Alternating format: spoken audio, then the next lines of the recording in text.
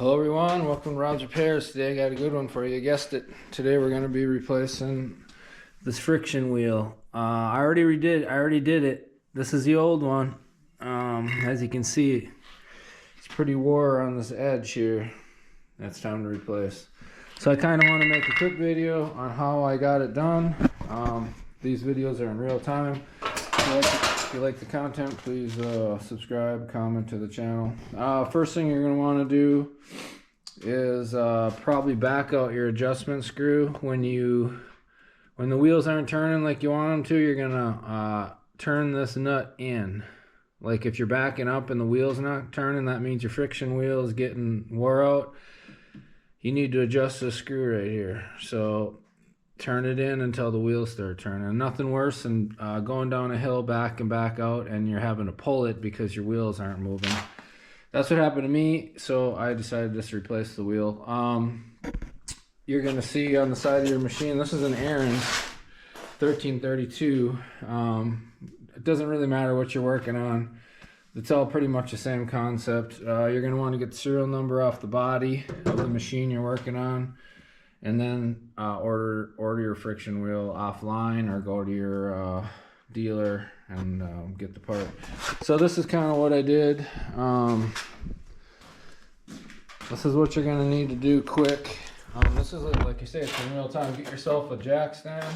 Get yourself some rubber gloves. Get yourself some knee pads. And let's get this job done. It's going to be... this is in real time, so what I like to do is I like to just lift it up. Two people nice. Yeah, I never have two people, so rip.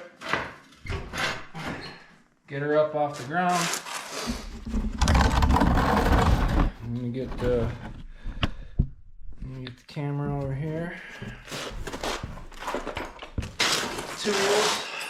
This is like I say, pretty basic. On this particular model, you got 4 screws you got to take off. Get yourself a ratchet if you can. 13 mil on this one. Keep track of your time.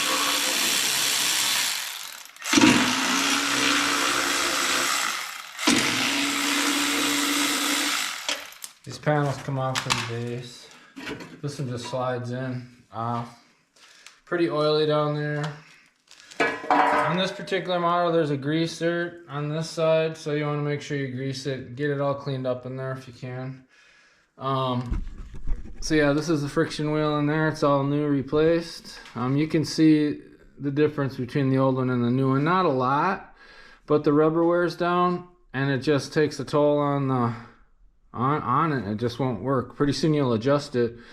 There's your rod. It kind of pulls this inner plate towards this little I don't know, I suppose you call it a clutch plate, and then the wheel and the clutch plate come together as you adjust the screw, and then it creates friction, of course, and then that's how the wheels move. So let's go ahead and get this out and get it back in again in real time. What I'm going to do next, I'm going to take this bolt out and move this out of the way so I can get out the bolts here and let it rip. So,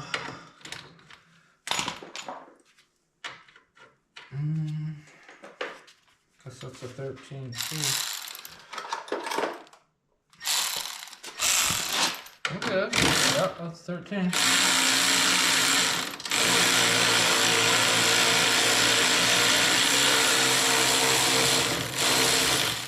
Just pulling this out of the way.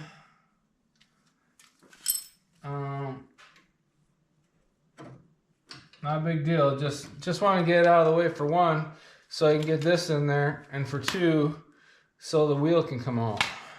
So I'm gonna set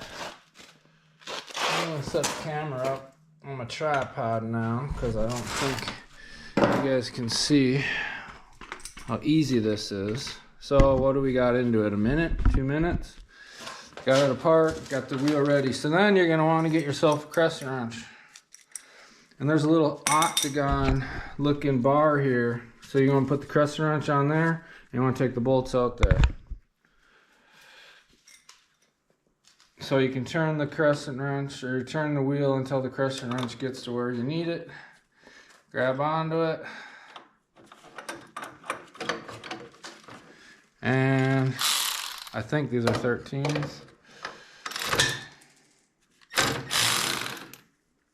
Yep, those are 13s. Okay.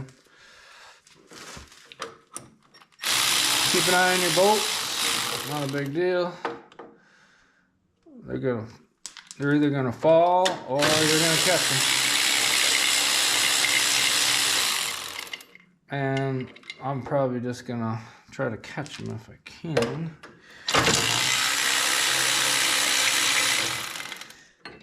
Not a big deal. So if you notice, before we get it, there's a bunch of different holes in here. You're just gonna have to line them up. So this hole's not used, and that hole's not used. So you're gonna have to spin this thing around until all the holes line up, and then you're gonna put your screws back in. Just so you know, get an idea. Now I gotta turn the wheel a little bit to get out some more screws or bolts. So we're good there. Friction wheel kind of slides all over the place in there. Now if you're... So there you go. So there the wheel's out. You just want to kind of get it out of your way a little bit. There you go. It's the new wheel. Like I say, you're going to have to line up. These two holes don't do nothing. Why they're in there, I got no clue. So you're going to have to get in there, put it in there and turn it until all the holes line up. And then you're going to put your bolts back in. I'm going to grab a light quick so I can see what's going on.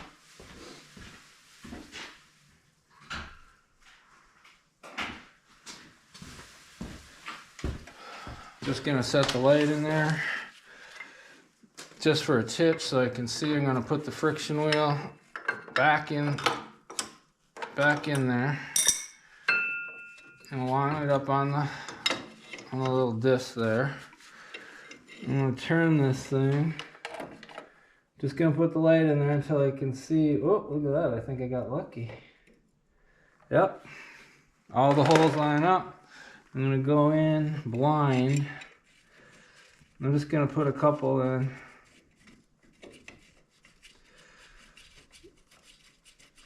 Try not to turn it too much. Make sure they're still lined up.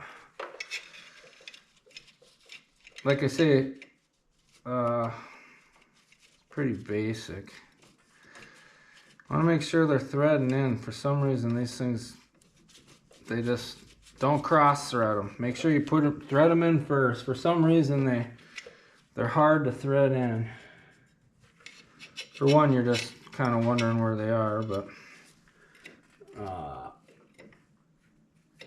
so it's hard to see in there because we don't have a light. But just make sure you thread them in.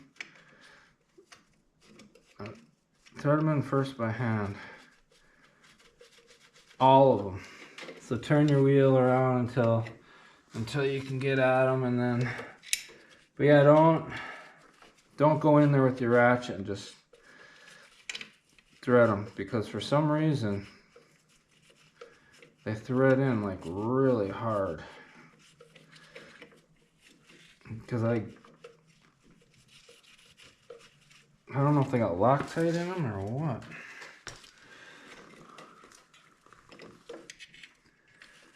So thread them in by hand till you can't thread them in anymore. Just make sure you're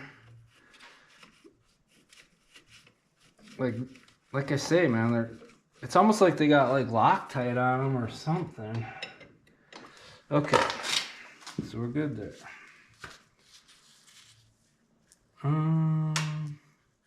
Yep, all the bolts are the same too.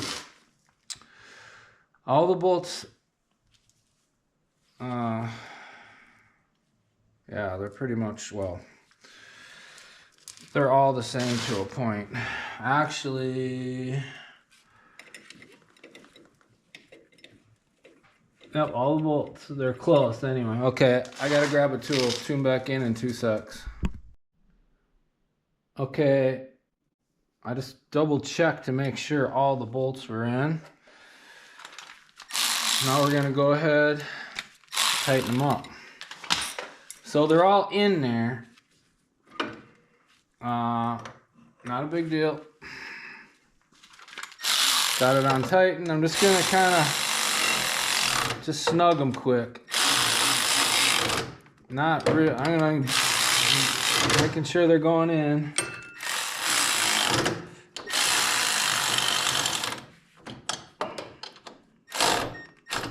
But making sure we're not stripping them too. Okay, I'm gonna double check them, make sure we're tight. And give them a little turn. Don't know what the torque spec is, but I do know that you don't need to over crank them, you know. Okay, we're good there. There's a bushing that went into this first, like, and it fell out. So the bushing goes in first.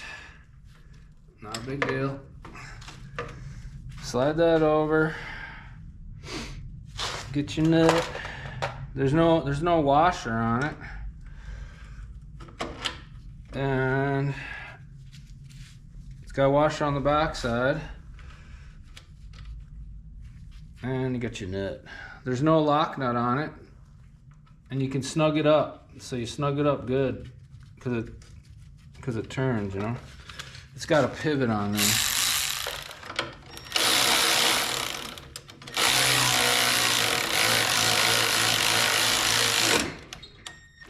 I just snugged it up. See how loose it is? So it's got to move. But I'll show you what it looks like in there. So we're in reverse right now. That's all it does. It just moves the wheel from one end to the next on the clutch plate. I'll call it a clutch plate. That's wide open. That's fast as it'll go. That's as slow as it'll go. And that's reverse. So there's reverse 1 and 2 on this particular model. So we're all good there. So I recommend taking a look at this chain now that we're in here.